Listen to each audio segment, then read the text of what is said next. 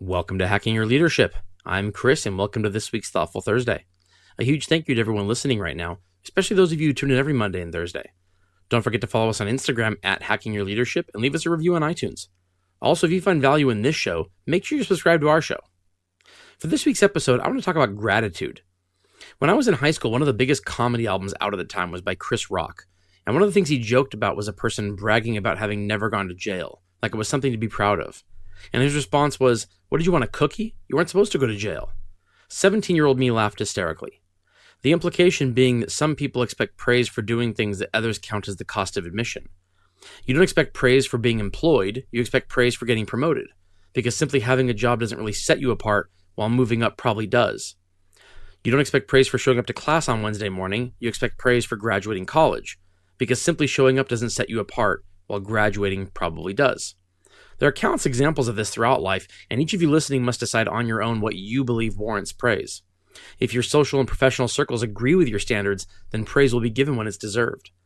But if those people disagree with you and believe you're setting the bar too low, they'll lose confidence in you and in your ability to do your job. The older we all get, the more is typically expected of us, and the less we get to put in the bucket of things that warrant praise. At least that's how it worked for a long time. Growing up in my household, I was fortunate enough to have parents who stayed together and who definitely loved me, but they had vastly different beliefs on what warranted praise. My mom was the type of person who would give praise for showing up to class Wednesday morning, and my dad was the kind of person who wouldn't give praise for graduating college. My mom's way can have a tendency of making praise feel empty or patronizing, while my dad's way can lead to feeling like nothing's ever good enough. These extreme examples are obviously embellished for the sake of creating clear argument here, but they aren't too far from the truth. And I think growing up experiencing both of those has led me to have a healthy relationship with praise and gratitude. For it to mean something, and for it to reinforce behavior, it has to feel attainable, but it also has to feel earned. If you look at today's workforce and compare it to the one of 30 years ago, obviously a lot has changed. What hasn't changed, however, is the fact that praise and gratitude still have to feel attainable, and they still have to feel earned. And if you're a leader of people, this is a good thing, because items that used to fall into the cost of admission bucket are once again beginning to fall into the deserving of praise and gratitude bucket. Things like simply showing up to work when a person is scheduled to be there and doing their job well are becoming commodities in a workforce where those things can't be relied upon from everyone or even the majority of people. But if you're a leader, your employees know all of this. They see the habits and the performance of their coworkers, and for the most part, they can reliably tell who is an asset to your team and who is definitely not. And this is where, if you lead people, you need to get very good at gratitude. The first time I gave a heartfelt thank you to a person for simply doing their job, it didn't feel good to me. It felt like I was patronizing them because why would a person want to be thanked for simply doing their job? But it felt good to them for sure, and it led to those behaviors being replicated over and over.